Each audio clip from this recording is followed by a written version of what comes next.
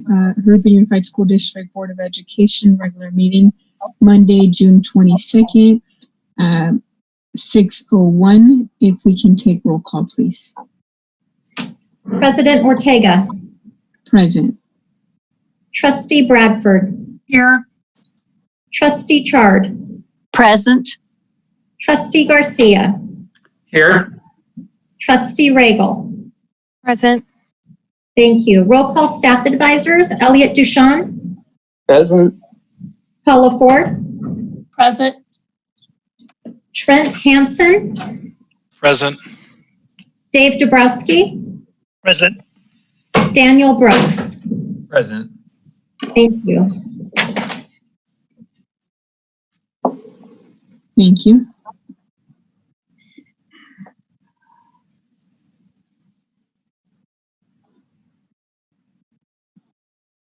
So we'll start the meeting with, again, unfortunate news and a moment of silence for Jacob Steinbrook and another moment of silence for Angel Lopez. And we would like to express our condolences and keep a moment of silence for Jacob Steinbrook, incoming 10th grade student at Jurupa Valley High School who passed away on June 4th. The board would like to express their condolences to the Steinbrook and Taglaborn families. Another moment of silence for another of our student, Angel Lopez, from Orbital High School alum, who just recently graduated, and we would like to hold a moment of silence, who passed away, Angel Lopez, who passed away June 12th. The board again would like to express their condolences to the Lopez family. And we'll keep a 10-second moment of silence.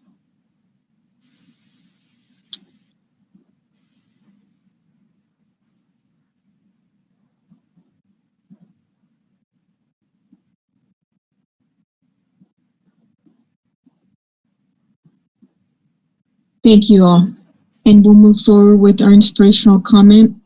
Trustee Regal, if you can do that for us. Thank you, President Ortega. With over the weekend, we had many families celebrating their fathers or father figures. Although we do celebrate dads one Sunday a year, there are 364 days a year that a father brings so much joy to their sons and daughters. A father is a daughter's first love, a son's first hero. A father sets a positive example to teach his children and will inspire them to be caring and follow the trait of the hardworking man he is. This one day a year is more than barbecues, extra special treatments, and a genuine laugh of dad jokes. It's a day of celebration of our dads. If you are a dad or a father figure role model, thank you for being the man you are and hope you had a happy Father's Day. Wonderful. Thank you so much. Any reports from closed session? Yes, President Ortega. Tonight in closed session, by a unanimous vote of 5-0, with all trustees voting in favor and none opposed, the board appointed James Wandry as K-8 principal at Del Sol Academy. Congratulations, Mr. Wandry. Congratulations. Thank you. We'll move forward to item 1A, recognize Orbital High School Civics Contest winners. Mr. Dabrowski. Thank you. The United States District Court, Northern District of California, held its 9th Circuit High School Civics Contest. The theme this year was the Right to Vote Milestone Anniversaries. Students in grades 9 through 12 were challenged to write an essay or produce a short video regarding the 15th and 19th Amendments. Prizes were offered for $1,000, $750, and $500 for the top 3 finishers. We would like to congratulate the team of Fatima Lariano, Karina Patel, and Yadira Garcia of Orbital High School, who were first place winners in the video competition, and the team of Celine Yang, Maria Solis, and Karen Patel, also from Orbital High School, who were third place in the video competition. Congratulations on your wonderful accomplishment. We are very proud of you. Thank you, and indeed, congratulations to all the winners. And item number 2, we'll move on to board member comments, and we'll begin with Trustee Bradford. Okay. Am I unmuted? We can hear you, yes. Thank you. First, I'd like to talk about our students, Angel and Jacob, whose lives ended entirely too soon. I can't imagine the sorrow of their families. And it reminds me of what an important role that our schools play in supporting the lives of children, our students. And I support whatever the school administrators can do right now to help the Lopez and the Stainbrook families. I'd also like to congratulate the Orbital Civics contest winners and tell you that it was my generation that benefited from changing the voting age from 21 to 18. I took that very seriously. I remember it so clearly because it is one of the most American of American privileges. And I have honored the women who earned that right for me by not missing an election since I became a registered voter at 18. To me, voting is sacred, and I've been in countries where it is denied to some. I have come home from my foreign travels and am so grateful to have an American passport in my hand. So again, congratulations, students. I'm proud of you.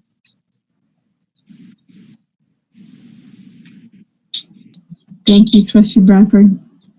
We'll move on next to Trustee Chard. Thank you, President Ortega. I too would like to extend my condolences to the families of Jacob Stainbrook and Angel Lopez. And I totally agree with Mrs. Bradford said their lives ended way too soon for children for all of us. Our parents are not here to bury their children. And I feel as a board member that we're like a parent to our children that attend the schools. And when one of them passes away at an early age, it's so sad.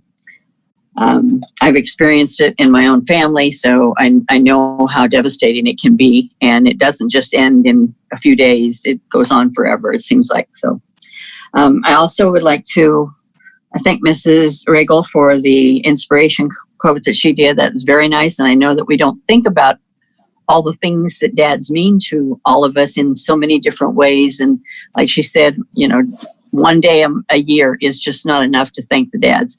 And I want to wish happy Father's Day to all of the dads on our board and all of those that are listening to our meeting tonight. Sometimes we don't get to say it enough before they're gone.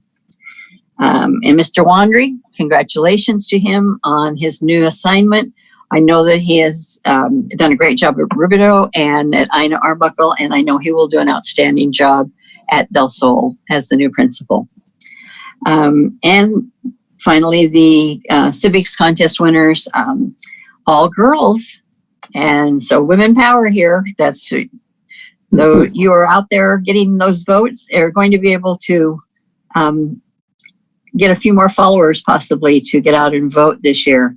And that was great that they were able to come up with the top prizes. So congratulations to all of them. And that's all I have right now. Thank you. Thank you. We'll move forward with Trustee Garcia.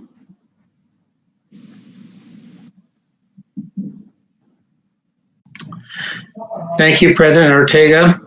Just a few things. First of all, again, condolences to those the students that we lost at such a young age, and just goes to show. I mean, life is precious and it's too short. So we should do what we can while we're here. And I express my condolences to those families and pray for them. So I want to congratulate Mr. Wandry. I've known him for a few years, and I know he's up to the challenge of heading up Del Sol STEAM Academy. And congratulations again to the Civics contest winners at Orbital. Great job there. A couple of last things I want to say is the Census 2020 is underway, and I want to encourage everyone to make sure that everyone you talk to, you let them know, fill out the census form, and it's really easy to do online, and it's important so that not only schools get funding, but our communities, and we have representation in Washington. And finally, I just want to encourage everyone to get out and vote. Be the change that you want to see. And there's a lot of civil unrest right now in the country, and I think it's important that I can't tell you how many people I've run across that, especially young people who've never voted, and and sometimes they just don't think about it, how important it is, but it is very important. So please get out and vote. And however you decide to vote, go out and do it, and have your voice be heard. Thank you. Thank you. We'll have Trustee Riggle. Thank you, President Ortega. I'm going to echo my fellow board members with the moment of silence that we just had for Jacob Stainbrook and Angel Lopez. My condolence to the family. I have lost some family members at a young age, and I understand what you're feeling and you're going through. So my condolences to you, and my heart goes out to you during the time of healing. As far as Mr. Wandry, congratulations on going over to Del Sol, and look forward to seeing you meet the new families and getting the school year off to a great start. And the students at Orbital High School for the Civics contest, congratulations. First place, that's really impressive, and may you continue to soar through and succeeding at any of these contests that you move forward with through your high school and your future. And I think that's all I have right now. Wonderful, thank you. And I have a few thank yous to give out to especially the attendees today that are attending. We appreciate you. It's a board meeting because we, have to keep accountability to our community, and it means a lot that you taking time of your schedules to attend today. So we thank you for that. Also echoing my board colleagues and Trustee Riggle's beautiful inspirational comment of Father's Day, to celebrate all the fathers and continue to do that. I unfortunately don't have my father, but I've learned to honor his life with good memories and the wonderful things that he planted. We'd like to think of men of father figures as as seed planters, and the fruits that are flourishing. Maybe they don't get to physically be here in life to see them flourish, but certainly we'll keep their memories intact. And happy Father's Day to all of those who celebrated again yesterday. And also another celebration is June 10th, also known as Freedom Day for many of the African American communities. We also celebrate with you all, and also wanted to give a huge thanks to CSBA and Naleo Institute for keeping us busy with virtual webinars and keeping us not so much busy as in, oh my God, I have so much to do, but as busy as in other words, of keeping us informed and what things are going on, not only locally, but also nationally. So I wanted to extend my gratitude to those associations for keeping, the board members in mind when a lot of these difficult choices that have to be done in the future, and keeping us, again, informed. And I think that's it for me, and we'll keep the rest for later on. And we'll move forward with item 3, public verbal comments. Good evening. Our first public comment is from Carl Woolweaver. Good evening, school board members. I am writing as a parent and a teacher. I would like to address the board members to validate my preference of having myself and my children return to school 5 full days next year. All the research has shown kids need to go back to school for social and emotional healing. This takes time. Time we as teachers will not have if we don't go back to school 5 full days next year. Multiple hand washings and desk cleaning takes time, and teachers should not feel pressure to skip a hand washing for the sake of time. If reasonable precautions of hand washing and daily cleaning are in place from day one, I do not see how only 2 to 3 days a week will ensure students are going to be any safer. As a teacher, I worry about how can a blended model be considered a meaningful education. I would have to hope students are going home and working remotely on their days off. Some children will be working alone since their parents have returned to work.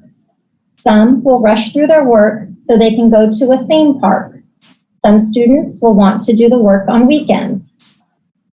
I will briefly mention the need to go back for English language learners, Spanish language learners, speech students who need to be serviced in person, as well as our special education students. My own children are enrolled in the dual immersion program, and my family does not speak Spanish. They need to hear Spanish 50% of the day and continue to excel in their English in order to continue to be successful in the program. I value my children getting a deep, meaningful 5 full-day instruction that consists of thorough teaching, practice, and real-world content for learning. This is not happening when my children are only going 2 to 3 days a week. And finally, on a personal note, I miss my students. I miss learning from them as much as my own children miss learning from their teachers in person. Thank you for your time and consideration. Next is from Dr. Talene Pratt.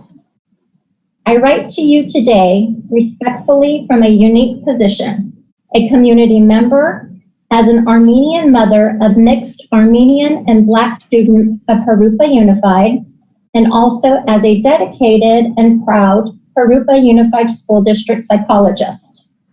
In light of many recent events of racism towards Black citizens of our country, I have begun the study of how systemic injustices have plagued the institutions of our country.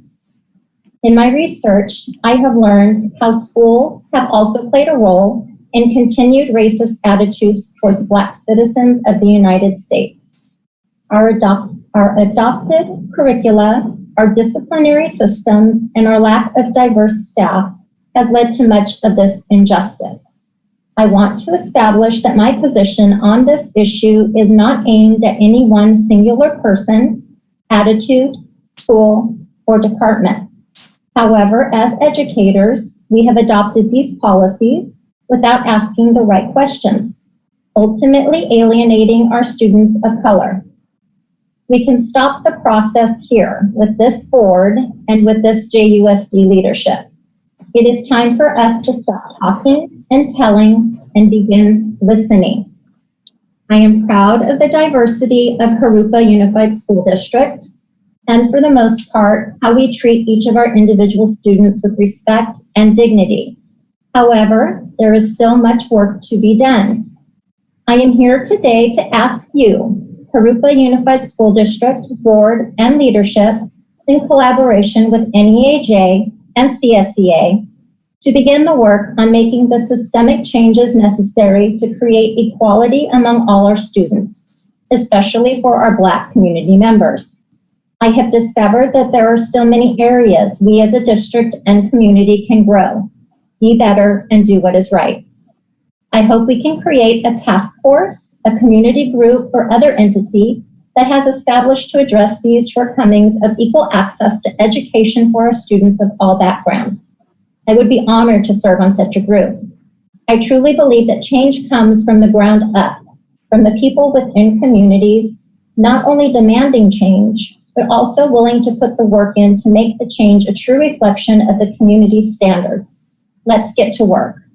Thank you for your leadership and taking the time to hear my concerns and calls for action. Next comment is from Shauna Chakan. I'm a second grade teacher at Indian Hills Elementary in the district and have a concern I'd like to mention. Every year during the months of August and September, the air temperature in my classroom is not comfortable.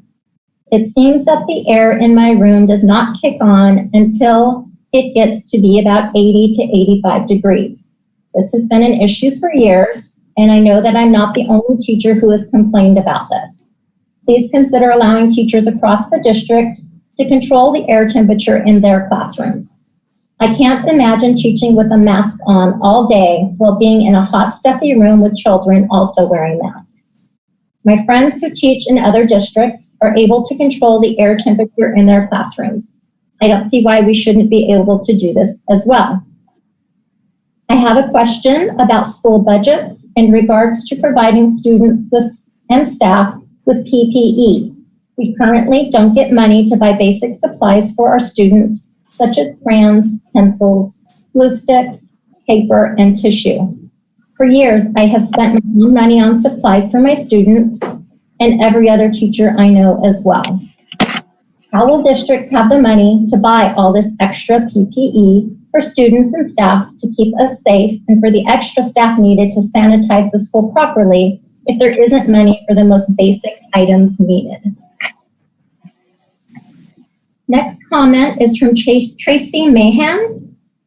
Will visual markers such as squares or circles be outlined on the floors in classrooms so students can see the 6-foot distancing around their desk areas, as well as that of the teacher's desk area?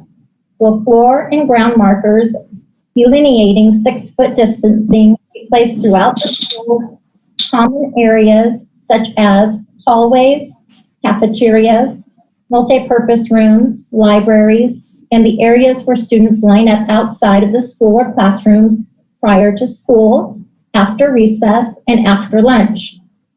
Are automatic flushing toilets, water dispensers, soap dispensers, and paper towel dispensers being installed in all school restrooms and hallways? Are HVAC systems being updated or replaced in older schools like Indian Hills, where there are always issues, particularly during August and September when the temperatures are extremely hot, with the rooms being hot and stuffy, often reaching 86 to 88 degrees inside? Or perhaps this issue isn't HVAC systems needing to be replaced, but rather teachers needing the autonomy to control the temperature settings inside their own classrooms, especially with mask wearing being the new norm. These are just a few basic things that seem necessary as minimum safety requirements to return to any sort of campus instruction. Next comment is from Wendy Eccles. Good evening, trustees, Superintendent Duchamp, and Cabinet. I wanted to start off by saying thank you for establishing a district reopening task force to gather feedback from various groups of stakeholders. It is more important than ever that we strengthen our partnerships as we continue to work on the difficult tasks in front of us. We have an opportunity here to commit to building community schools, to reimagine and rethink what our values are, not what someone else tells us they should be. Each and every one of us know that in-person instruction is the most beneficial for students and that it is the ideal situation, but there are just too many unknowns. I would just like to restate some of my concerns as we move forward. Science should overrule politics. The health and safety of our staff, students, and community need to be the #1 priority. Many of our staff and students have underlying health conditions and are in higher risk categories. We have a lot of work to do in order to protect people. Equity and accessibility need to be addressed for both staff and students. We will need to continue to gather information from all stakeholders as we move along in the process, however that looks. We need clear, concise, and consistent communications for all stakeholders. I look forward to continuing our work and know that through our collaboration, we will be able to find what works best for our staff, students, and community. One final note. I appreciate that the district has put forth a resolution in support of racial equity. Please consider partnering with the association and moving forward because we too have taken a stance. Thank you again.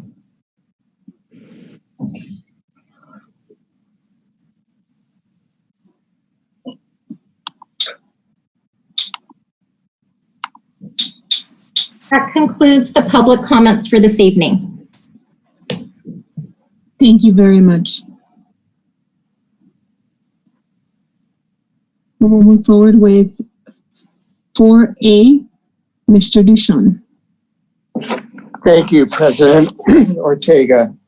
I wish I could answer all of the questions posed before you tonight, but I'm going to give you a framework for at least where we're going and a general roadmap, with the caveat that, as I think we are all aware, and as Ms. Eccles pointed out, things are very dynamic. They change on a daily basis, if not faster. We are subject to requirements, guidelines, recommendations, opinions, and feelings, and I too agree that we should let science be our guide. So let me tell you what we have done to date, and where, at least the general direction, where I think we are going and where you step in as a board with some key decisions. We do intend to open school on August 6th, and we will send a notice out tomorrow to make sure people understand that, because in any other year that would be a given, but I know many districts are looking at changing the date of school starts. To me, that just doesn't make sense. We can't anticipate what the condition of the coronavirus pandemic will be tomorrow, let alone in August. So we need to plan one way or another for opening on August 6th. We currently have a parent survey out. We also have completed surveys of teachers, students, other parent surveys, looking at things from what people's preferences are, what issues we face, what were the problems with distance learning, what were issues in regard to interconnectivity, to devices, and curriculum. And I will tell you, it's not easy. We will be presenting those to the board on July 6th. We do have a stakeholder input committee, and I'm very glad that Ms. Eccles is on the committee, as well as a representative with her, and representatives from CSEA, our district advisory committee, our DUAC, and members of the community. It is a heavy burden to carry, but ultimately a recommendation will come to you as a board. Their work will be done prior to the next board meeting, along with the recommendation from staff. We are also monitoring what other districts are doing. And while their choices shouldn't be necessarily our choice, it certainly influences the expectations of our parents, our students, and our teachers. Just to give you an example of how rapidly things change, on Friday, Governor Newsom issued an order requiring people across the state to wear face masks whenever indoors and not able to social distance. At the bottom was an exemption for school children. On Saturday, it was clarified that there was not an exemption for school children. So what we are trying to bring you is an up-to-minute recommendation based, again, on what's a recommendation, what's a guideline, and what's a requirement, and what's just good common sense. I can tell you that I had a conversation with a personal friend of mine who's a pediatrician and a public health specialist. And I said, this is really hard. She goes, no, it's not hard. It's impossible. And I think that to balance the instructional needs, the social emotional learning needs of students, the needs to protect students and their families in a health way, and ensure that learning continues really is almost an impossibility, but we will get through it.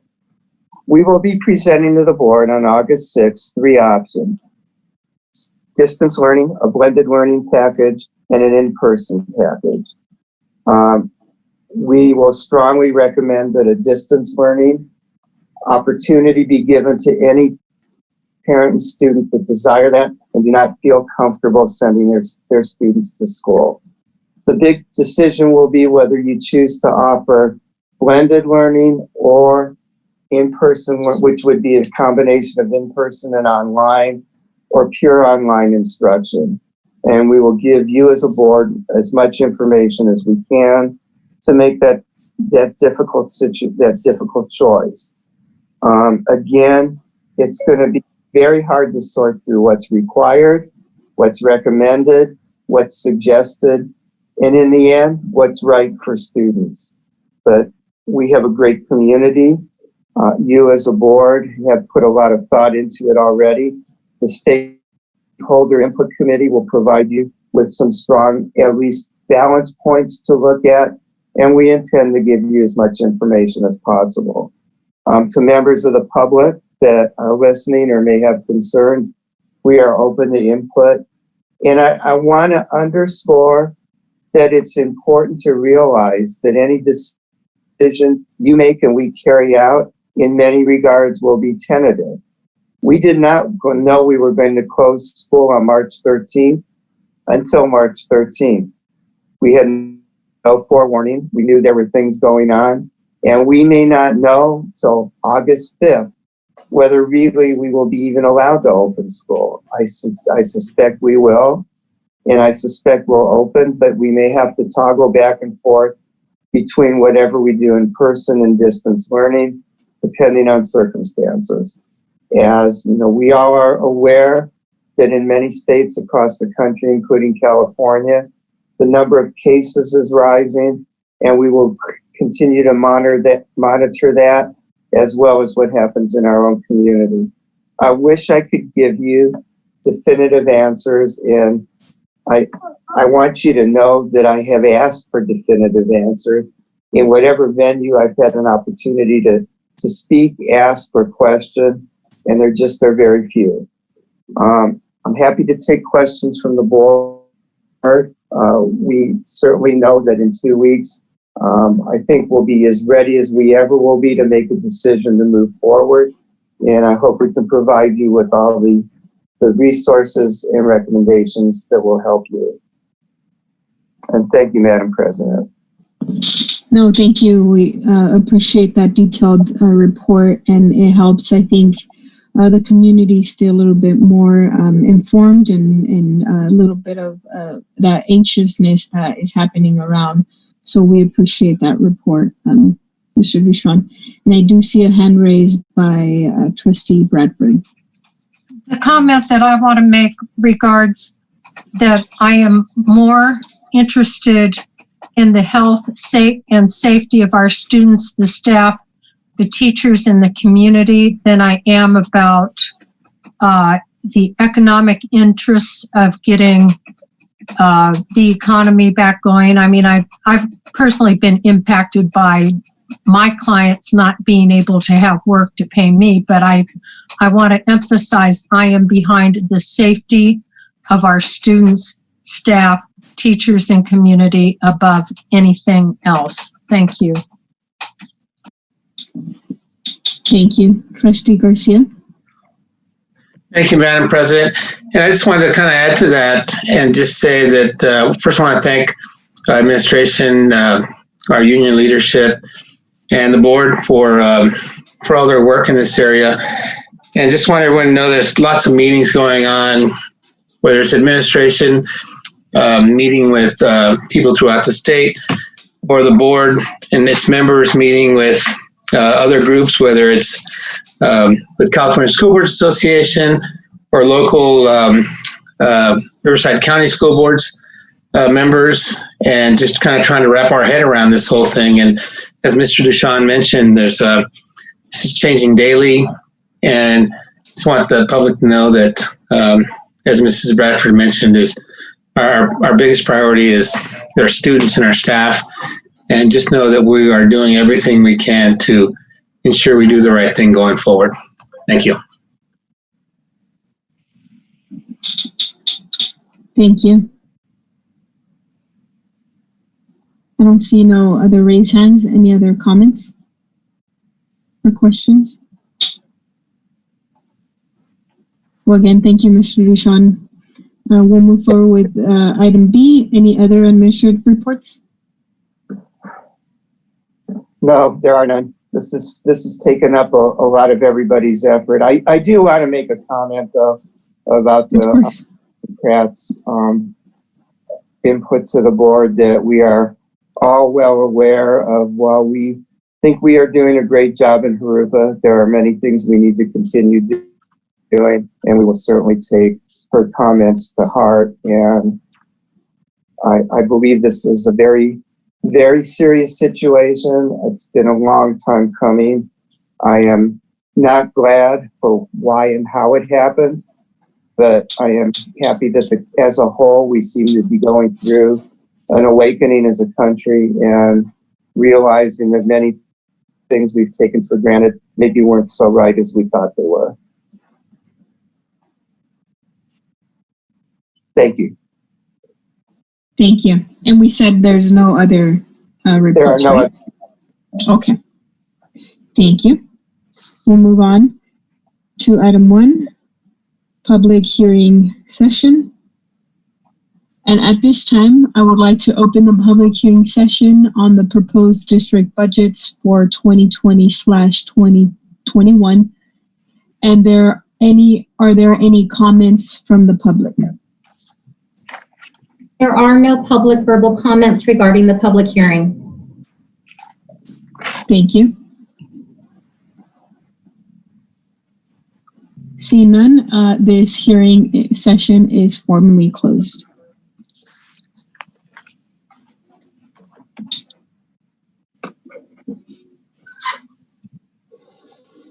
If I can ask the board to refresh their screens, please.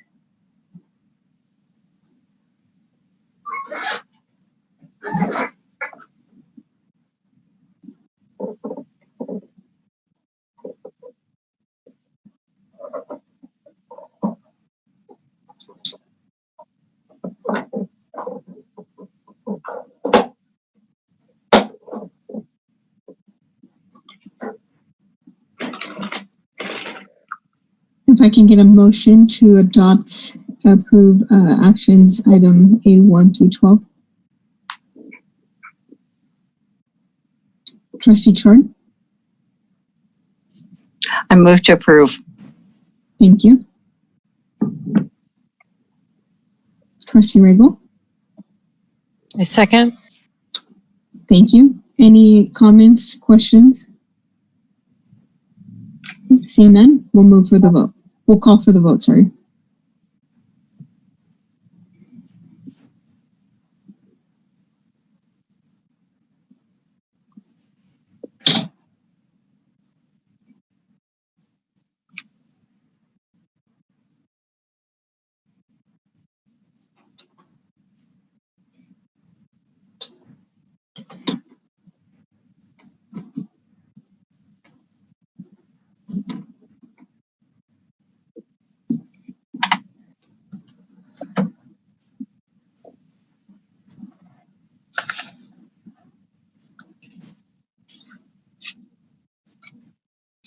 Vote passes 5-0.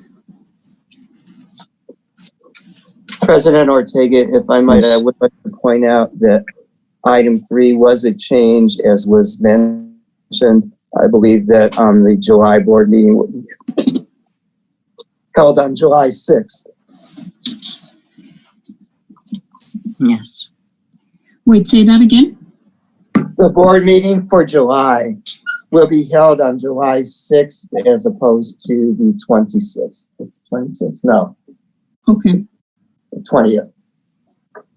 And that will be so the board can make a decision ahead of the opening of the school year. Just for people That's listening. correct. Okay. We will Thank you. post it, but I just want people to be aware of that. Thank you for the update and clarification.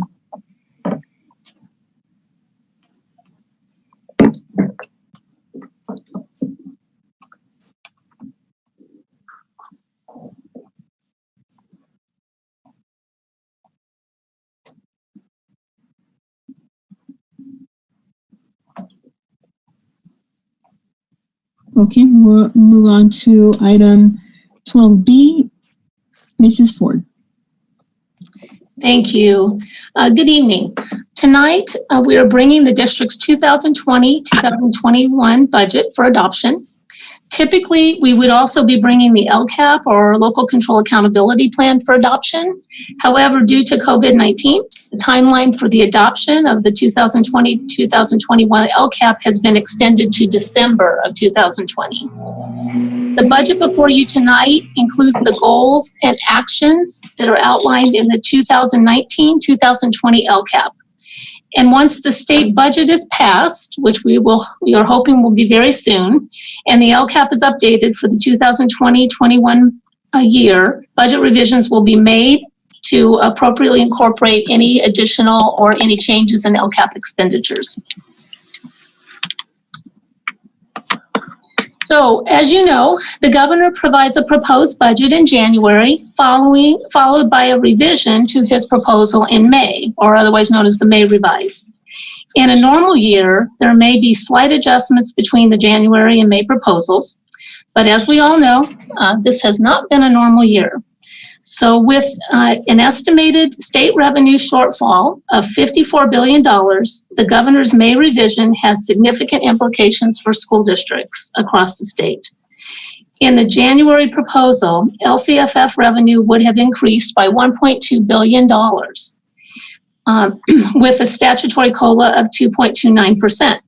The May revision is proposed to reduce LCFF funding by $6.5 billion and suspends the statutory COLA of 2.31% and applies an additional deficit factor of negative 7.92%.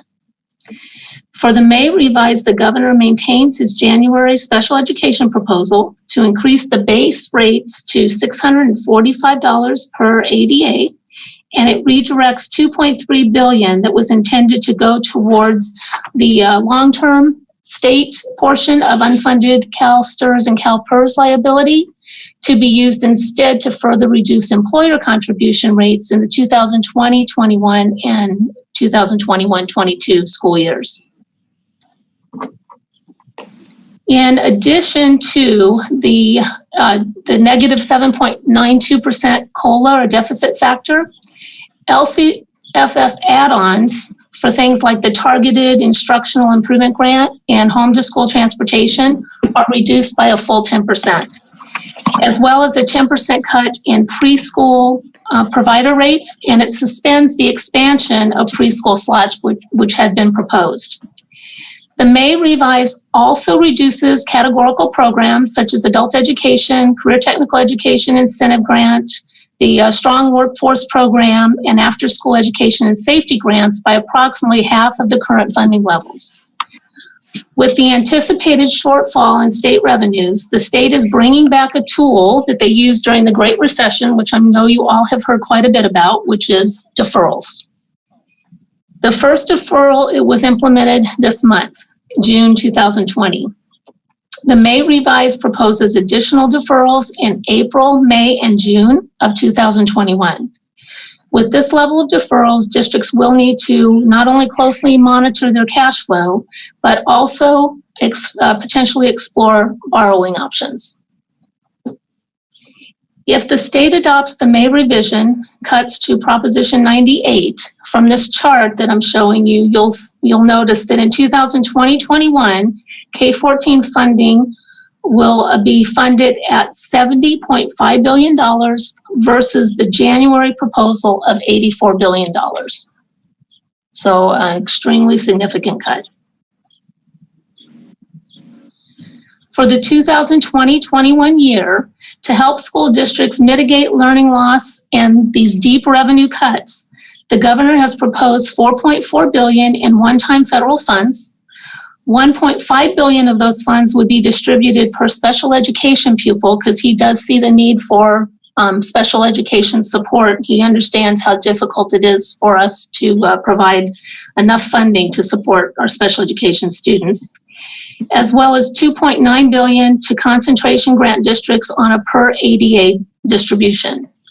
In addition, $1.6 billion in federal, elementary, and secondary school emergency relief funds, which is called ESSER, will be distributed based on a district's Title I Part A allocation.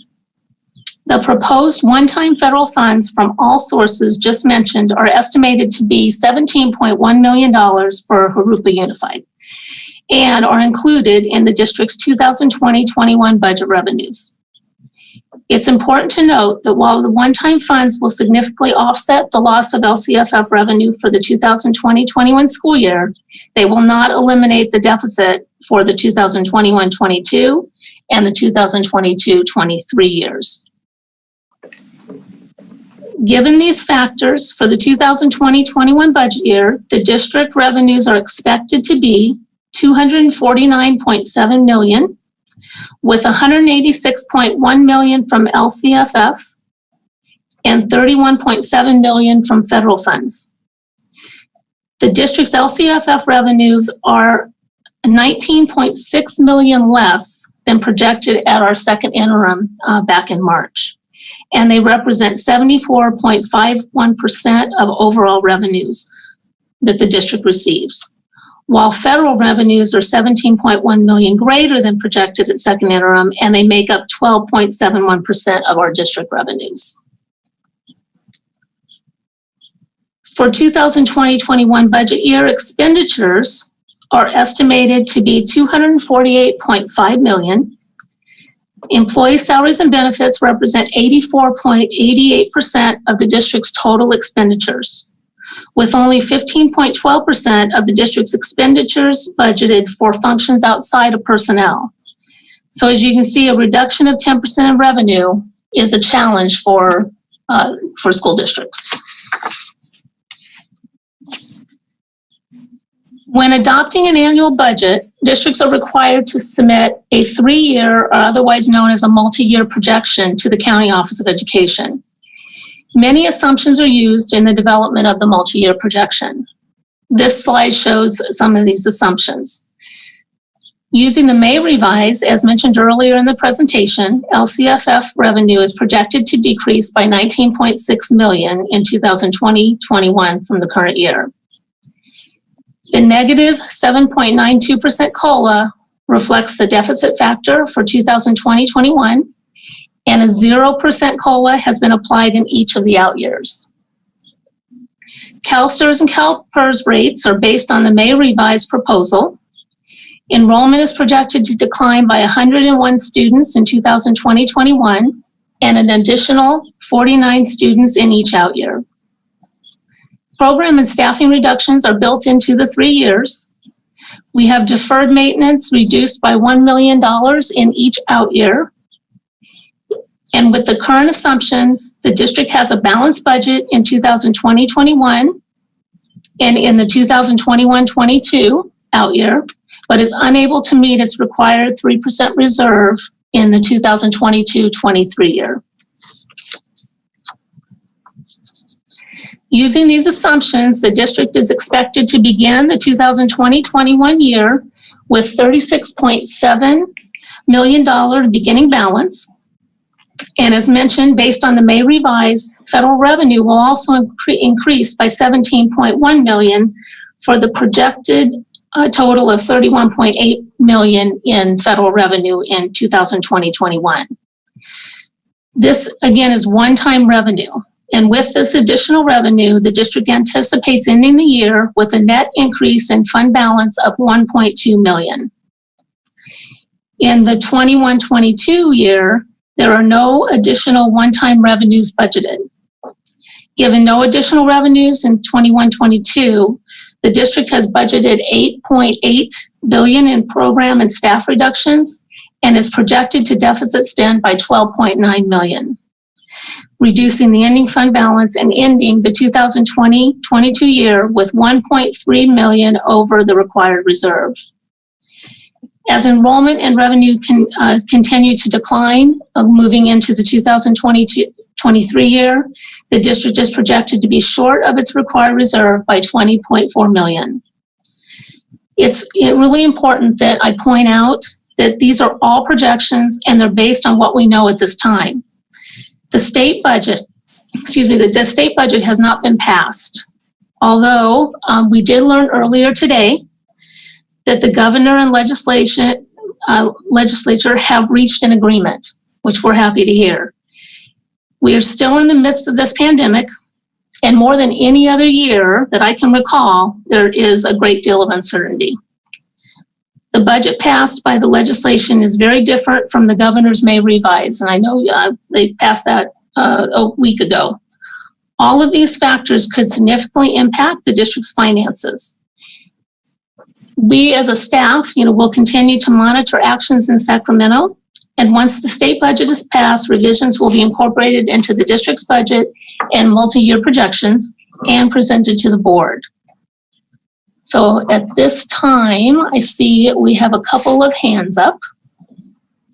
So Trustee Bradford? Okay.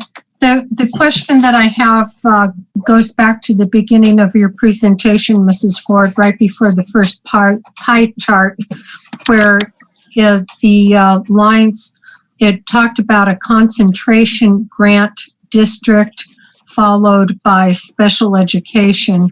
And I saw that apparently we get a lot more money as a special or as a concentration grant district.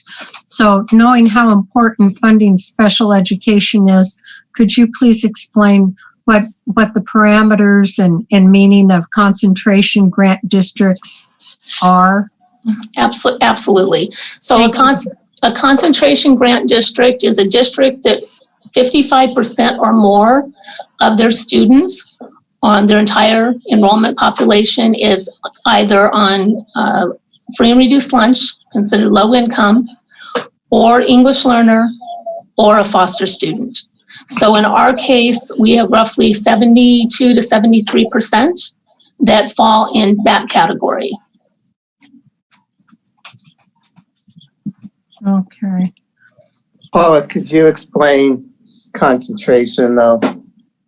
So the concentration funding itself is 50. So for that group that is above the 55%, we receive an additional 50% of the base grant for each one of those students that are above that 55% threshold.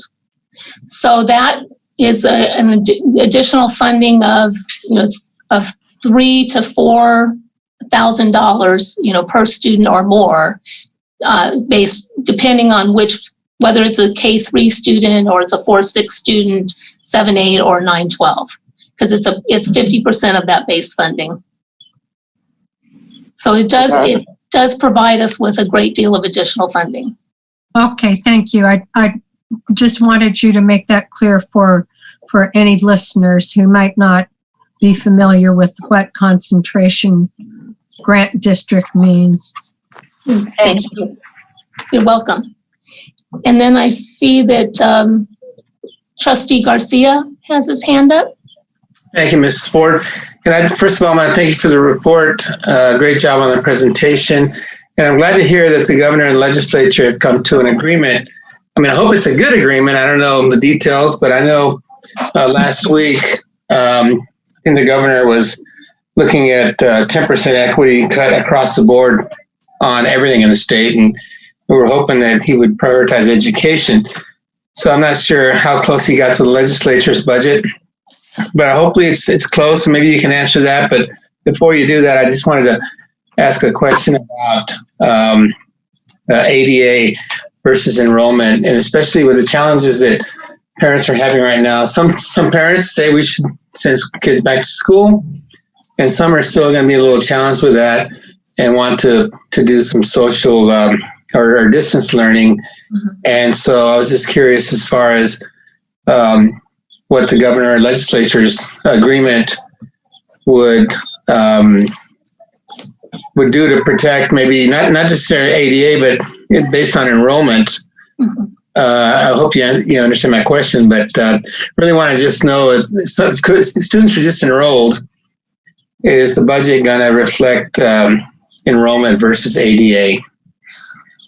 So I'll answer the first portion of the question first, which is what we know, which is very little. Matter of fact, I just checked my email just to make sure, but I have not seen anything come through on details of the agreement that they've reached. But we have heard that it would be no cut to education funding. There would be no COLA, but that also means that what I'm taking it as at this point is that there would not be a negative to the COLA, which would be what we had all hoped for. And then in addition to, and then there's some other language that they said they will provide us with more details.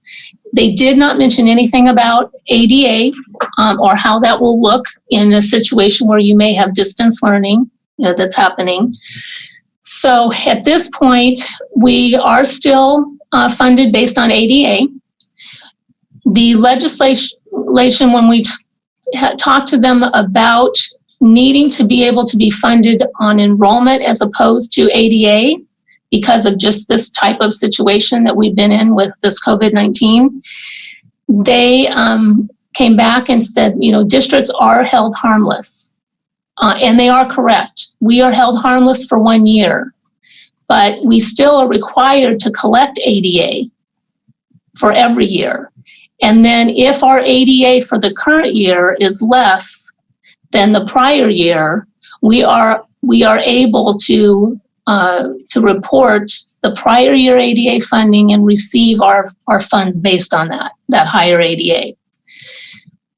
The concern that we have is going forward into the 21-22 school year, if it's difficult for us to report ADA in this upcoming 2021 year, then how does that hold harmless work? So that is something that I'm hoping will be in this budget, this budget agreement that they've come to, and we'll know more details once we start receiving those. Thank you, Ms. Ford. One final question real quick is, so the budget that you presented to us tonight is going to likely change because of the agreement. Is that correct? Yes, I would say I would be pretty much 100% confident it's going to change based on just with the little bit that we've heard so far. Okay. Thank you, Ms. Ford. You're welcome.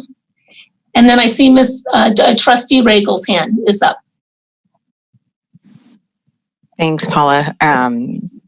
Well, you sort of answered that. Does it make sense for us to vote on this, and if we're going to be expecting more changes? Well, we actually have to, because we have to provide this to the county by July 1st. Okay, that's right. And, I recall. And we're likely not to receive details about the budget. I would anticipate that details will be coming out regarding the budget for the next couple of weeks at least. Would we expect to see many more changes? I mean, as the economy is going through what it is and the fundings that we're expecting, are we going to see, for example, now that you have to turn this over to the county by July 1st, and then next month we're probably going to have some revisions, are we going to expect anything again in maybe August or September, or are they going to try to hold firm on it and make sure that it's not fluid decisions on what we're anticipating spending? It could be. Until we have more details about what is in the budget, it would be hard for me to answer that question. For an example, if what is in the budget is that they're telling us they're not cutting education, we will receive no COLA for this year, for this upcoming 2021 year. But if they have something in there that indicates, but there could be cuts that happen if the HEROES Act from the federal government doesn't pass, then we could very well be in September coming back and saying we have to revise our budget. Okay, and then what kind of cuts are we looking at? We're not looking at staff. It would be more of services or materials that we buy. What would we be looking at? Well, it would depend on what comes to us as far as what funding level that we'll have. But we don't have, we have our March deadline for layoff notices, which has passed. And the only other option is an August summer layoff window, which we have no indication at this point that August summer layoff window is open. And that has to be opened by the legislation for us to be able to have any kind of layoffs in that situation. Okay, and then the 3 years that you're looking at that budget and showing the deficit, I believe many other districts throughout the state or even the nation are having the same challenges. Is this accurate? Absolutely. Absolutely. There are very few districts, with the exception of maybe some basic aid districts or a handful of districts that may have really, really large ending fund balances that would be able to get through such deep cuts as 10% of their budget. That's every year. Every year you have lost now 10% of what you had budgeted. So I can't imagine very many districts that are actually in a good situation based on the governor's May revision.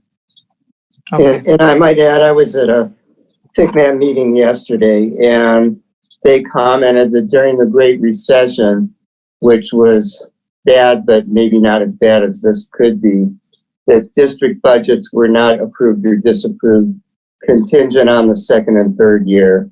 And that may in fact be what happens this time. Just because of that. Right. We're anticipating that many of the budgets that are received by our Riverside County Office of Education will look very similar to ours. Okay, thank you. And I don't see any other questions. Oh, we do. So with Trustee that, Chard. Oh, sorry. I'm sorry. Sorry, Mrs. Ford. Trustee Chard just raised her hand. Of course. Mrs. Ford, Yes. Thank you so much for giving us this budget outlook.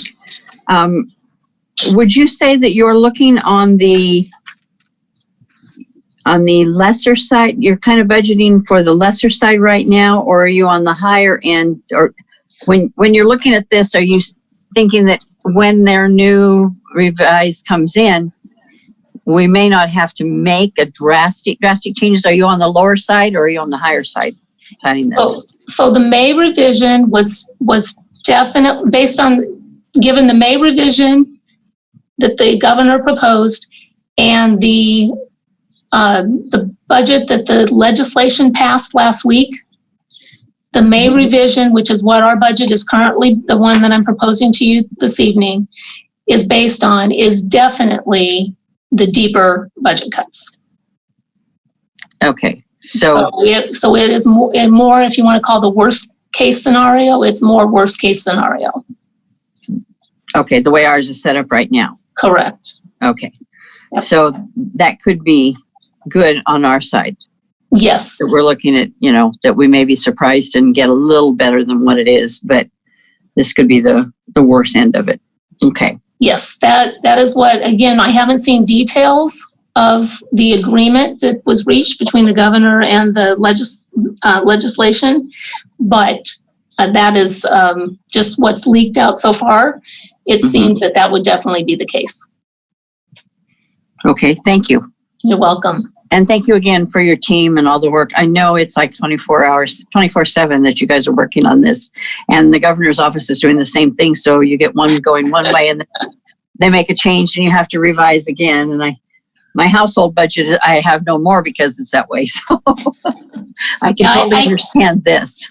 I have to thank Mrs. Benson and her staff for their efforts in developing this budget. It's never, as you mentioned, it's never an easy task. But this year, with everything that was happening, it was very challenging, and they definitely rose to the occasion. So I want to thank them and her entire team. Well, I think that is true and the credit goes to our district for the great accounting department that we have, that they are spot on almost every time on stuff. I mean, I really think you guys are all, you're right there ahead of everybody else from what I've heard at some of these get-togethers online that they're having, and districts talking about how their budgets are, looking really bad or whatever. And you guys give us a little glimmer of hope that ours is not that bad. So thank you very much. You're welcome. Thank you, Mrs. Ford. I did have a question for the additional details.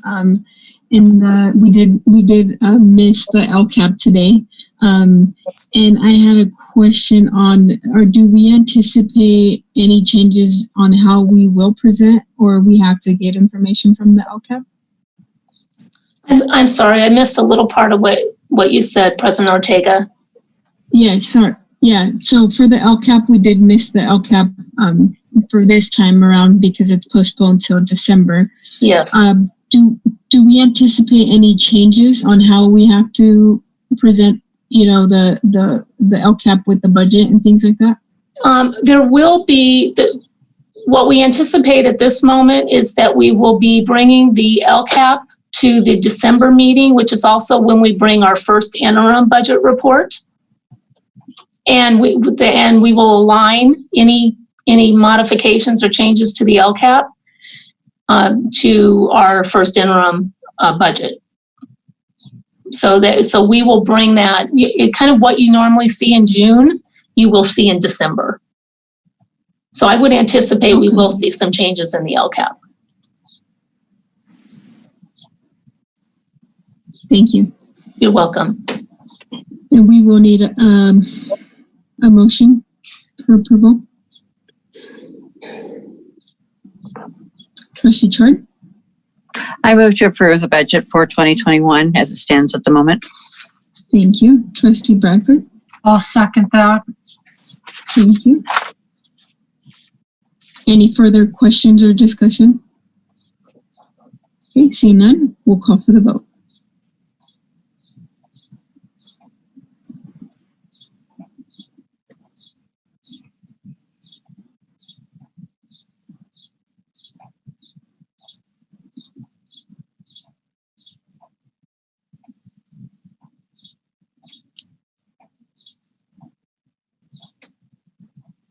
We might want to refresh our screens. Thank you.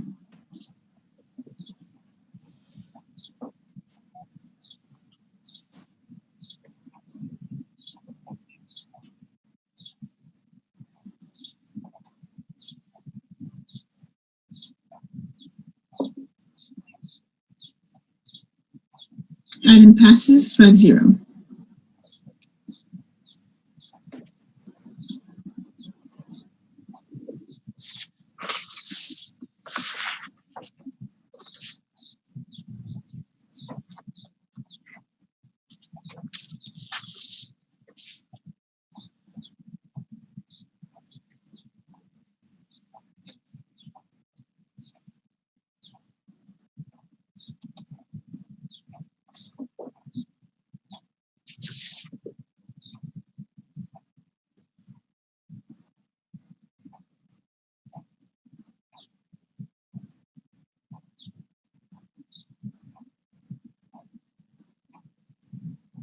Are we okay to move forward?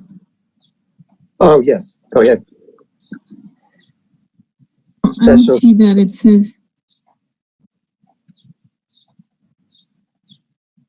I don't see that it says pass, but I do see the arrows. Oh, there you go. Okay, thank you. There it is. Thank you. Okay, perfect. Moving on, item C, review and adopt 2020/2021 budget. Mrs. Ford. Thank you. In addition to the general fund budget, which was just presented, the district operates 11 other funds. These budgets have been included in your supporting documents, and the summary review that's required by the state for these funds are also included in the supporting documents. So administration recommends the board adopt the 2020-21 special funds budgets.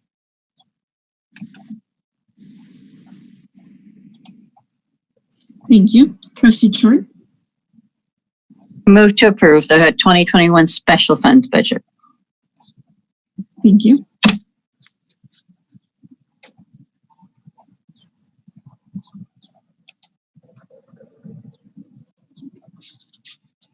Any second? Trustee Garcia? Yeah, second. Okay, thank you. Any questions or comments? Trustee Bradford? Okay, Mrs. Ford, I was looking through the various special funds to see where the money's budgeted, and the percentages of increase or decrease for places where we can start tightening our belts to keep cuts away from the classroom.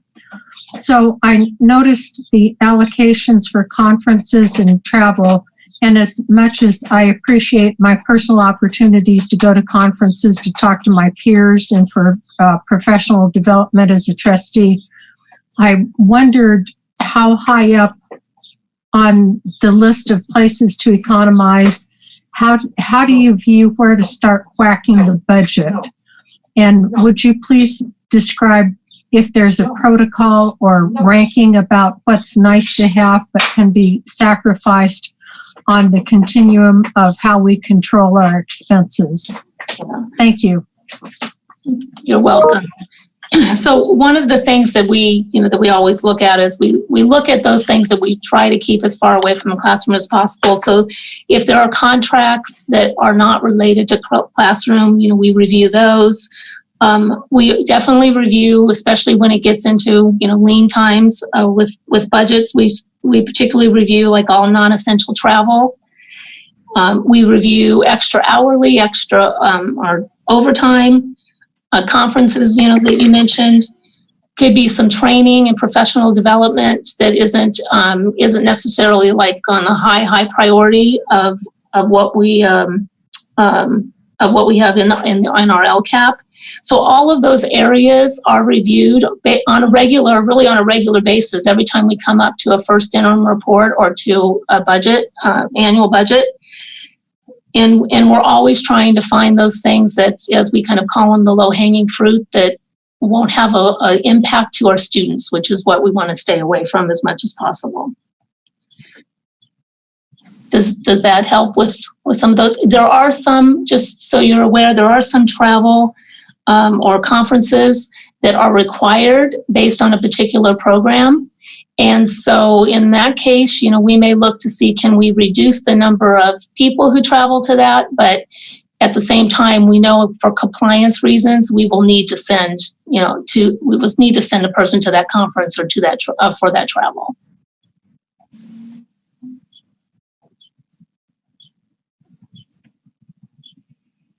And then, okay, thank you very much. I just wanted at the start of this period when we have such ugly news coming from the legislature, I want to be able to look in the mirror and say, we voted to do as much as we can as early as possible with what and I know you've done that and your staff has. It just makes me feel better to discuss it in public and say, and to reinforce, keep cuts away from the classroom, please.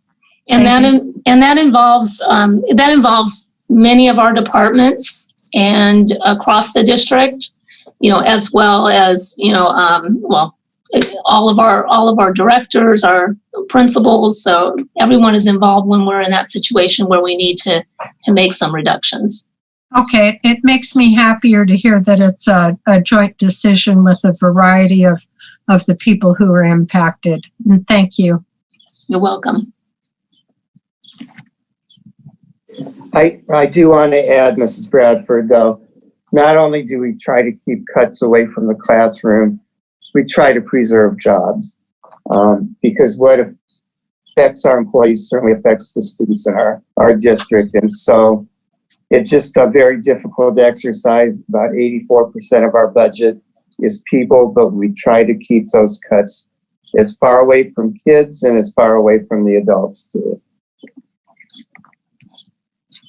Thank you. I to me that goes without saying, because we have adults that our students trust and have relationships with, and I think particularly now when the world seems to be coming unglued, I think it is vitally important that we keep those caring adults in place for our children, our students, to feel that there's at least some sense of continuity and people they trust and feel protected by.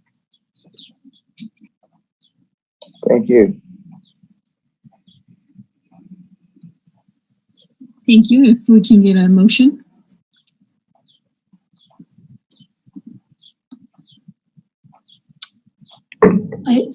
We had a first by Trustee Collins and a second by Trustee Garcia. We can call for the vote. Okay, thank you.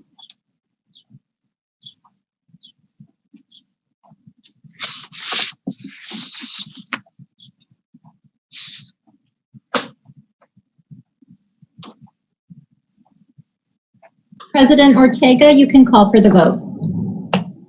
Oh, yes. Call for the vote.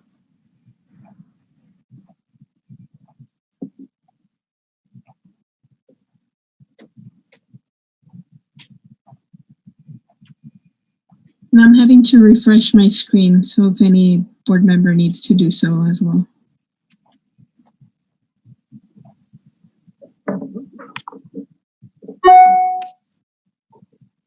Item passes 5-0.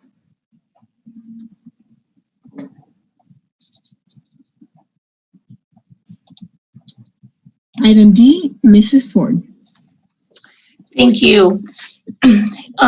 This is to adopt resolution number 2020/38, which is the annual delegation of administrative authority for the appropriation of excess funds and the transfer of budget amounts for fiscal year 2020-2021.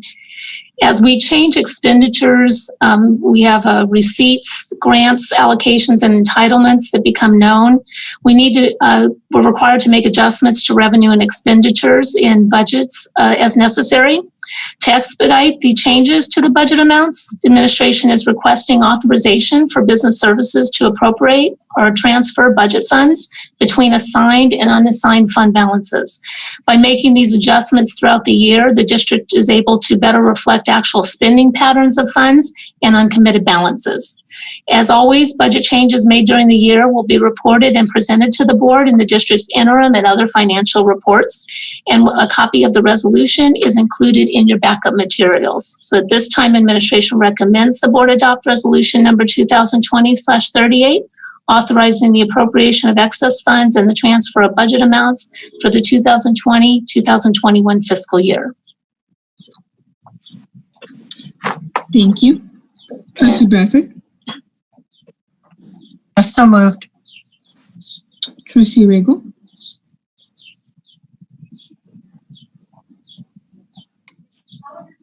A second. Thank you. Any questions or comments?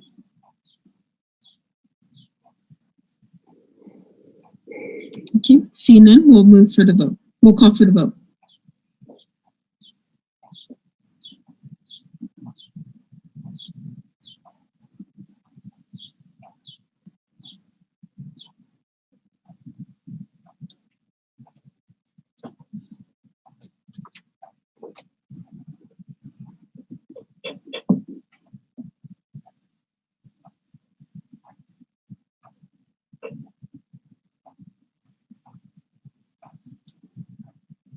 Item passes 5-0.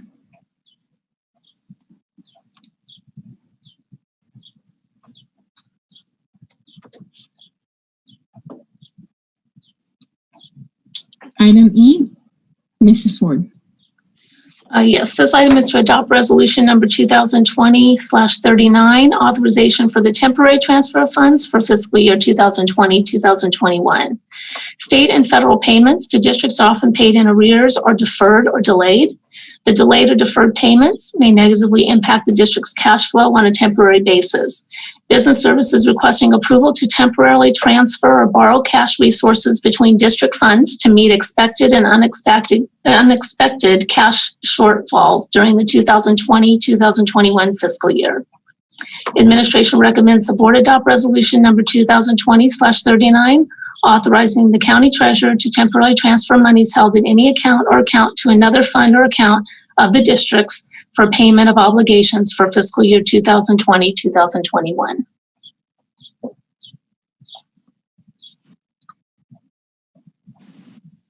Trustee Chard. I move to approve.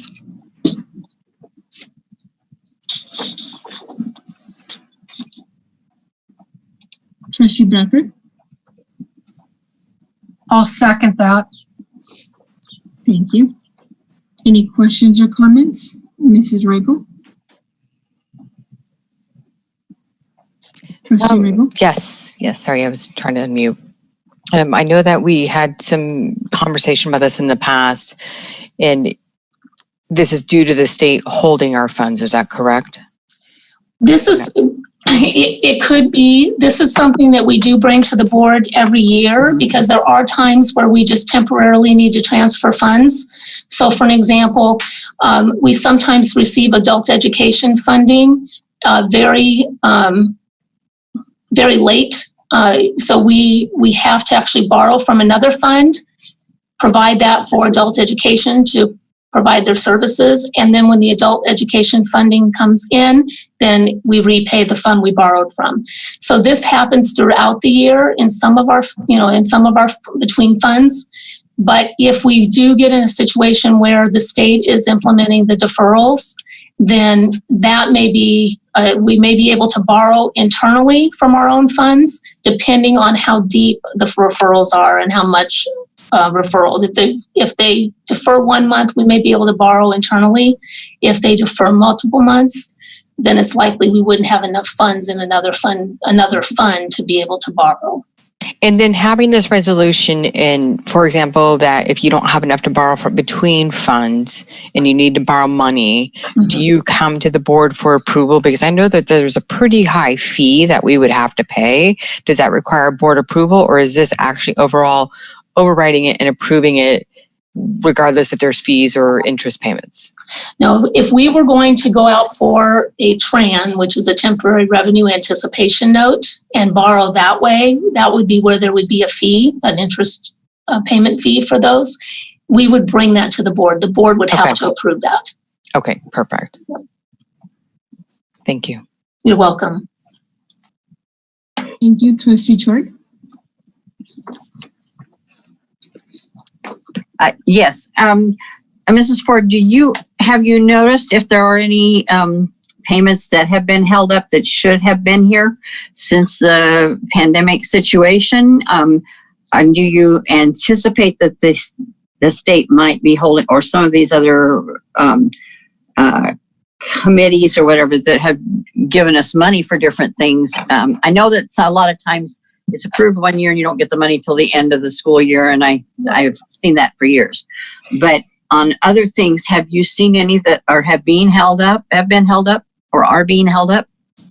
I can't say that due to the pandemic that we've seen any change. I mean, we always have a little bit of delay in payments from USDA, our Nutrition Services Program, and as I mentioned, the Adult Ed Program. So those are typical payments that we are waiting for, and sometimes have to fund continued operations until we receive those. But I am not aware of any that have been held up specifically to COVID-19. Okay, good. All right, thank you. You're welcome. Thank you. See no further questions or comments, we can move and call for the vote.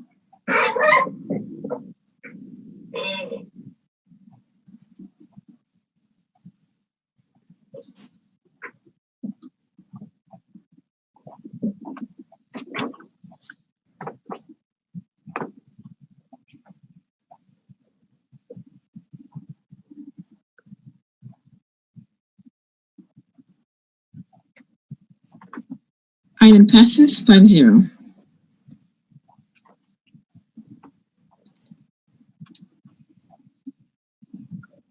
Item F, Mrs. Ford. Yes, this is also another resolution, which is number 2020/40, which is authorizing the expenditures of the Education Protection Account, otherwise known as EPA entitlement, for the 2020-2021 year.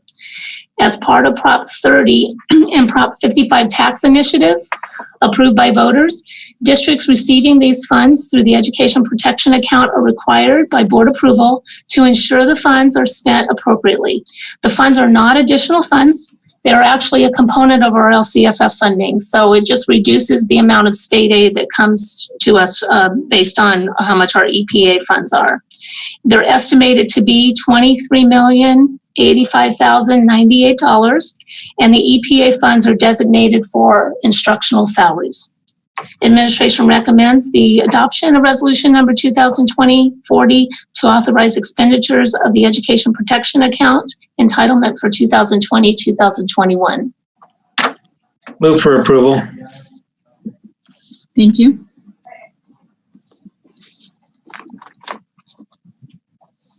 Trustee Bradford? I'll second that. Thank you. Any questions or comments?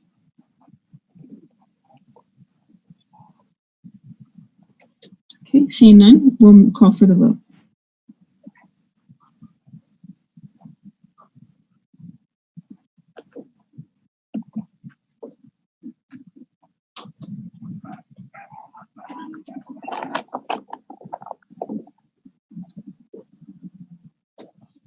Item passes 5-0.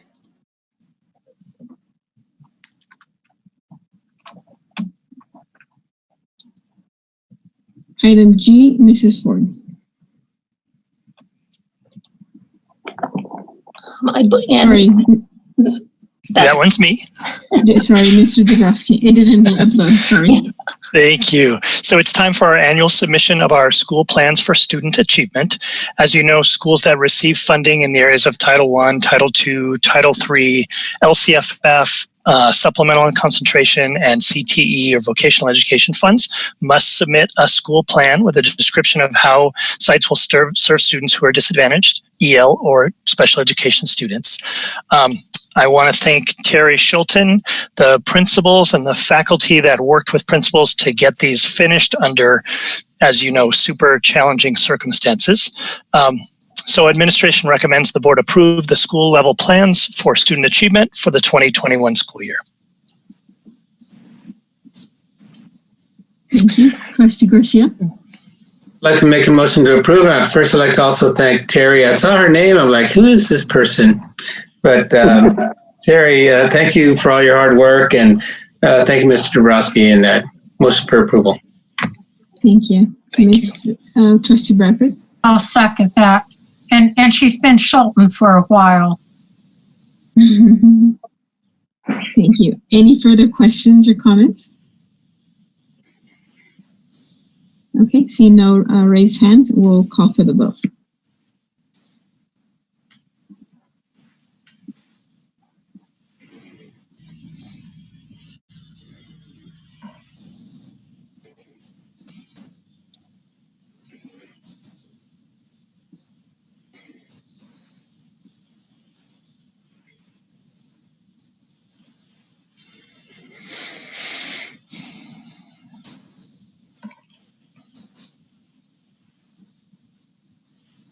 Item passes 5-0.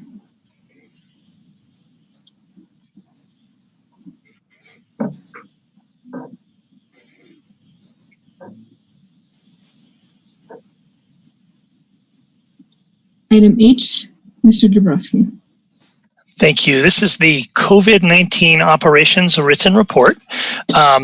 As Mrs. Ford mentioned, the LCAP is not being brought before you tonight or this summer. The revised timeline has postponed it to December 14th, so we will be bringing the LCAP to you then. And in its place was a requirement that we submit this operations written report. And essentially it is designed to address an overview explaining changes to program offerings in response to school closures and the impacts, description of how we're meeting the needs of EL students, foster youth, and low-income students, a description of the steps taken to continue delivering high-quality distance learning opportunities, the steps taken to provide school meals with social distancing practices, and the steps to arrange for supervision of students during school hours. So you have the report, and administration recommends that you adopt the COVID-19 operations written report. And I forgot to mention, we solicited input from both employee associations in the development of the report as well. Thank you. Mrs. Bradford? Mr. Dabrowski, I have a question about the students who are affected by this. Have you seen any change in their needs, or how their needs have intensified during this time that you can describe? Boy, that's certainly tough to describe. and needs come in a variety of areas. I certainly would say Mr. Campos has seen an increase in need for mental health support and services. We see that parents, as they fill out surveys, are recognizing the need for students to be in school. We don't have the traditional assessment measures to measure student achievement and growth. So that will be something we're going to need to do when we return to school, is to sort of get a sense of where students are. And, we know what standards may have not been, Totter assessed during that time. We have all that information with our units of study. But yes, to specifically say what needs students have as a result that's a difficult question to answer at this point. Trustee Chort? With this report coming out, will there be a follow-up once school starts again in the fall? Or are you going to do is this one, I'm assuming, is from March to May 31st. It covers that area, or is there a different time frame that it's covering that gave you the information to respond? Right. This was a description of from March 13th to the end of the school year. So it just covers that time. And this particular report was mandated by the state. So we will certainly continue to bring you information through our local channels and reports, but there won't be another report exactly like this, because this was a one-time report that the state required. I didn't know if they made a requirement that you had to follow up and show your changes that you made once you made changes, or plans for how you're going to handle the future. Right. This was just designed to address what's already happened. It was not designed to address the future, and that will come informally along the way, and also formally in December when you adopt the Elcott that you would be adopting now. Okay. All right. So when we start then in August, we are going to be working based on the same plan that we've been doing already. In other words, we're not going to have, or we may implement some changes, but they won't be in writing until the December LCAP. How are we going to handle that? Well, we'll be making changes all along the way, and Okay. The major changes the board will look towards on July 6th to see how we will reopen. Okay. We have been making changes along the way. For example, we've had some of our teachers on special assignment have gone through our units and determined what standards would have been covered during those months of April and May, and they've placed them in the units for the fall, so that teachers will have reference materials, so that when they go to teach a particular skill, they'll know that there's a substandard for this skill that they didn't have access to in the spring, so that they'll be able to kind of take a look at that and do some reteaching for students. So there's going to be tons of adjustments along the way. It won't wait until December, but we'll give you more specific, detailed written information in the form of the LCAP in December. Was one of those comments made concerning the grading and how it was going to be handled, or suggestions on how to handle grading as opposed to pass-fail? Or are we sticking with the pass-fail? That pass-fail was just for the fourth quarter or the end of the 1920 school year. So we would, in the absence of some other new information that has not happened and we haven't asked yet, is to do any changes to our traditional grading system. I would anticipate it would be traditional grading in the fall. Okay, good. Thank you, Mr. Dabrowski. This is a great report. Thank you very much for giving us a copy of that so we can see what is actually happening via the teachers and the coaching teachers also. Thank you. You're very welcome. Mr. Garcia? Thank you, Mr. Dabrowski. I'd like to make a motion for approval. Thank you.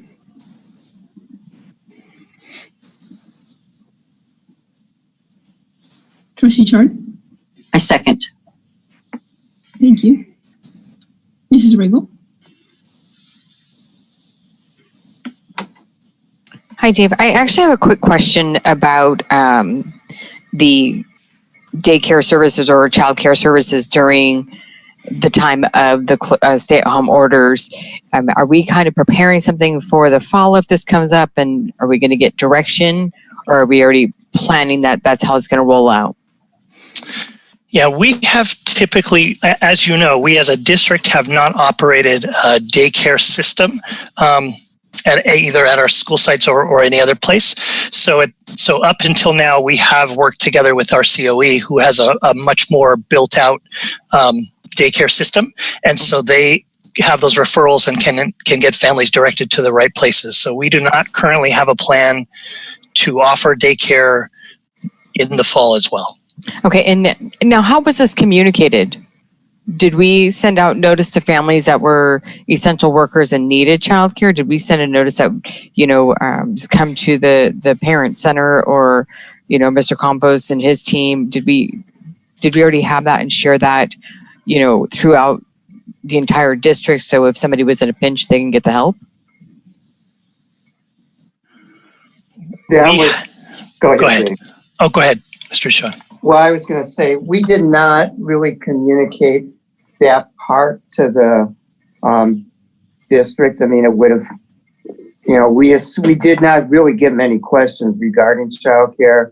It was part of the governor's 4 pillars when he first closed schools, and it was just to offer it if we were capable of offering it, which we weren't. So it really didn't seem prudent to tell people we're not offering it unless there was a need that came forward. So we didn't offer it, and then nobody did come forward? I don't recall that we had. Well, we really couldn't offer it. We're not an approved daycare center. We don't meet any of the requirements to do that. Dave, go ahead. Were you going to say something? Yeah, that being said, our COE has offered and advertised their access to daycare throughout the community for a long time and continued to do so during the shutdown. I did see a lot of those social media posts, and they had a lot of information out so that parents would know how to contact them and get the information they needed. Okay. Yeah, because it's here. So that's why I was confused, because Elliot's saying that we didn't, but here it's noting that we did. Well, and I'm just hearing from Mr. Campos saying that they did get from time to time some requests about childcare, and they always referred them to our COE so they could get the care that they needed. Okay.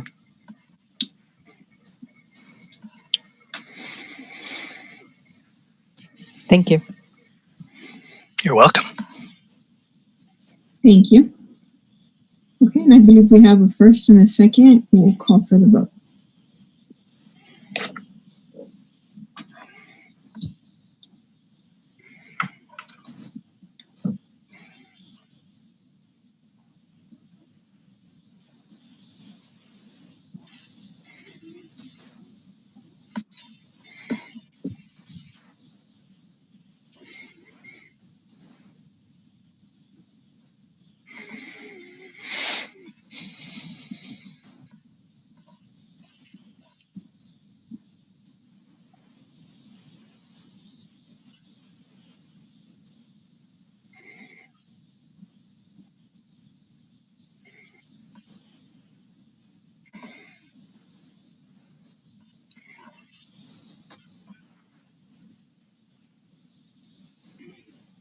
Item passes 5-0.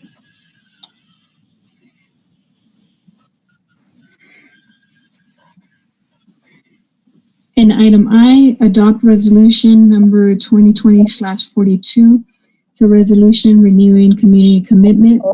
And the Board of Education is requesting to adopt a resolution renewing our community commitment as a response to the Black Lives Matter movement and the deaths of unfortunate Black individuals. And we wanted to offer this renewing a commitment to our community, where we're expressing that our schools are a safe environment and based on equity and justice, anti-racism and discrimination, and being aware of systemic racism still in this country. And unfortunately our marginalized communities are feeling that. So the board would like to present this resolution to adopt, and there's backup materials as well. Any comments? Any questions or comments? Trustee Garcia? Thank you, Madam President. First, I want to thank you for bringing this resolution to the board. I think it's really important that we take leadership in this role and ensure that our students and our community know that we value equity in education for all students, regardless of race, religion, whatever. And so I want to thank you for that, and I want to make a motion for approval. Thank you. Trustee Regal? I would like to second. Thank you. Any further questions or comments? Okay, seeing none, we'll call for the vote.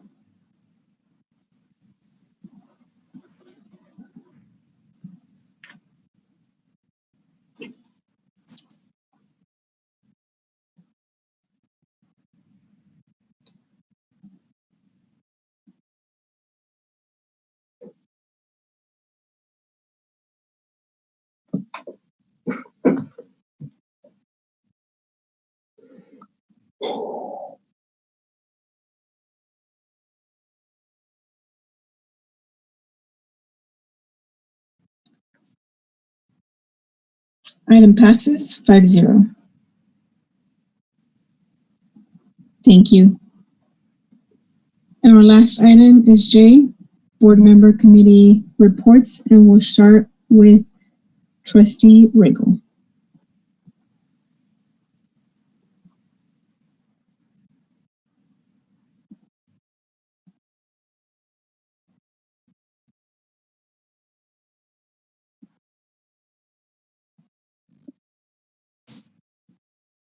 Trustee Regal is muted.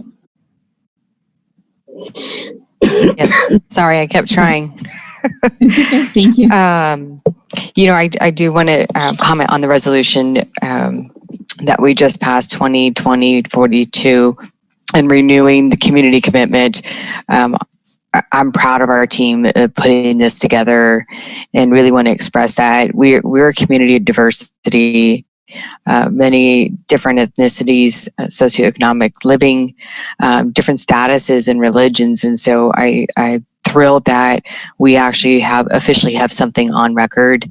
And our students, I do want them to have a positive environment and also be enriched with so many different diversities and how in our communities, our religions, and things like that. So kudos to our team. Do you want to mention, I wanted to say thank you for posting notice of the agenda on social media. And I'm not sure, I don't get the emails, but I'm hoping the emails went out. But I think that I did notice that we had a much larger attendance today.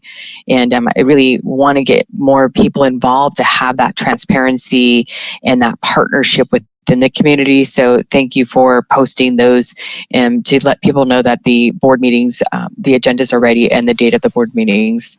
I want to encourage all families, please complete the surveys. We've sent out emails.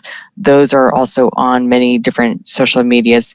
Dr. Hanson, I'm not sure if they're on Twitter and Instagram. I'm not quite sure, but I know that they're on Facebook. Is that correct?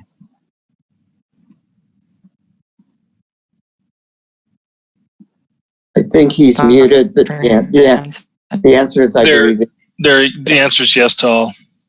Okay, good. So I want to encourage the parents, and I'm also a member, part of that committee of what we're going to plan with the school year, and I would just want to thank you all for putting this together. It has been a lot of work.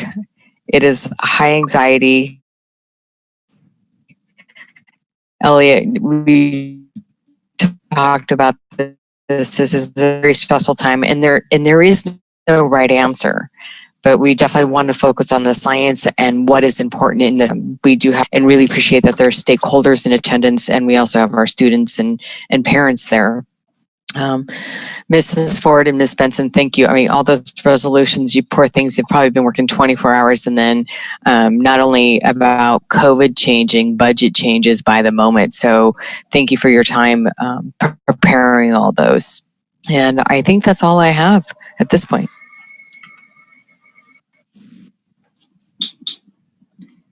Thank you, Trustee Regal. And we'll have Trustee Garcia share final comments. Thank you, President Ortega. Just want to kind of follow up with what Mrs. Regal said. Is encourage everyone to fill out the survey. I know the survey's out there in many different forms: social media, phone calls, robocalls, whatever, email. So please continue to provide that input from the community, because it's really important for the board and the district to see what's in need out there. So please do that. And also want to thank the public speakers tonight, and just want to let them know that we take your comments seriously, and we're considering all those factors, day to day. So thank you for coming out and at least providing those comments. And also want to mention that we've had this Riverside County Board school board members have been meeting on Saturdays, and I appreciate all the board members that have shown up. I think every one of our members has been there. We've had meetings for the last 11 weeks or so, and I think it really demonstrates the commitments on Saturday morning. So commitment that we have as board members to share ideas across the county and try to come up with solutions. And by the way, while I'm at it, this next Saturday, Congressman Mark Takano is going to join us for the conversation. So I'd like to invite everyone on this call to come and join us. If you need a link to that, please let me know. I also want to thank Wendy Eccles. She joined us last week. We had a discussion with Kevin Gordon from Capital Advisors Group before the legislature approved the budget, and it was a good opportunity for labor and school district board members and administrators to join that call and kind of get a different perspective. So especially want to thank Wendy for joining us there. And let's see, there's a couple of things I have here. Schools and communities first. Yeah, I know it's not too early. It's a little too early, but November, there's a measure on the ballot. It's called Schools and Communities First. And I just want to encourage everyone to take a look at that and review it. And it brings a lot more money to schools here in California, and it's very important. There's a big push by CTA, NEA, and so I want to encourage people to take a look at that and really think about supporting that. So, and I know we're going through some tough times here, and personally, I'm not an advocate of layoffs. I've been laid off before, so I know it's really tough, and it's the last thing I even want to think about. And so I just want everyone to know that I'm looking at not doing that and making sure we can find cuts in other areas. And hopefully the governor and the legislature came up with a good solution with their agreement this week to make sure that we keep all our teachers, who are very important, and classified folks employed. So that's all I have for this evening. I do want to mention I have a committee soon. I'm not sure when. I'm still working with Mr. Josh Lewis. We can get a technology committee meeting going between now and the next couple of months. So looking forward to that. And that's all I have for this evening. Thank you very much. Thank you, Trustee Garcia. We'll move on with Trustee Chard. Thank you, President Ortega. I will make mine very short because I think that my two colleagues have already stated pretty much everything that I feel the same way regarding our situation and all the work that is ahead of us, as well as what has gone on in the past. This is such a unique situation for all of us, and being on the board, I have to say, I have not had experience like this before in the schools or on the board. So this is new for me too. But I have faith in our community, in our cabinet, in our teachers and our unions, our superintendent, and my colleagues on the board, that we're going to get through this and not have a problem come August or whenever we start. I just look forward to starting a new year and putting the old year behind us, getting our students enthusiastic about starting the new school year. And I know some of them are. When they saw that it was going to start in August, that gave them hope that the school year was going to be different this year, that we're going to go ahead and start. And that's the way I feel about it too, is that it's going to be a new year. Let's try and put the old one behind us as much as we can and get going with the new future. Thank you. And I wish you all a happy 4th. We'll talk to you again on the 6th. Thank you. Thank you. Trustee Bradford.